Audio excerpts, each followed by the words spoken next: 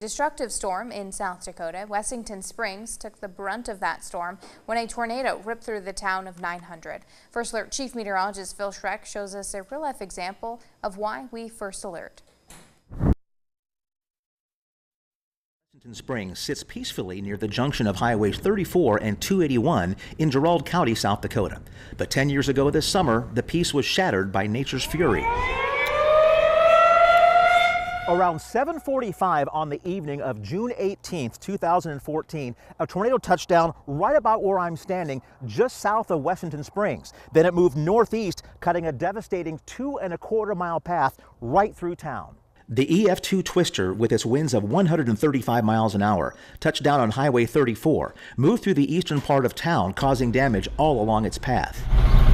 It exited the northeast corner of Wessington Springs after churning through the golf course, and that's exactly where Betsy Schrader was. We were out there when the first tornado sirens sounded, and I actually had my pager on me. I'm a EMT with the Gerald County Ambulance, so I went and cleared the golf course after we had heard the warning on the pagers and said, no, it sounds like it's actually coming, guys.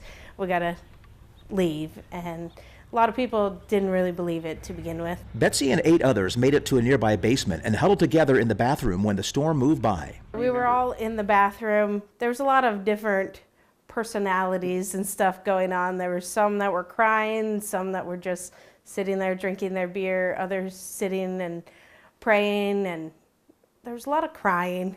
And I had my pager, so I just kind of kept turning the volume down because nobody needed to hear what was going on. Thankfully, Betsy and her friends came out okay. The same can't be said for her house just a few blocks away. It was completely leveled, but there was some good news. Her weeks-old puppy, Roxy Grace, was found under the rubble without a scratch on her. And there were no fatalities from the storm, and Betsy credits the local fire and sheriff's departments for keeping the town's residents safe. And so does Tim Holsworth, who lived in Wessington Springs at the time.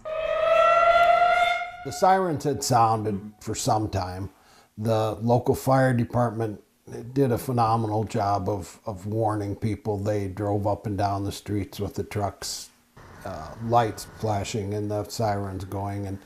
And if I remember right, I may have even stepped out in the yard and they said, you know, there's something coming, you better take cover. The house where Tim lived at the time has been rebuilt, but the tornado did heavy damage to the garage area. Unfortunately, the house just across the street was destroyed, and that lot still sits empty to this day. And even though Tim came out of the tornado relatively unscathed, the increased nervousness with storms remains with him. Last summer, another very similar storm came up that caused some serious anxiety. We went to the basement a lot quicker that night.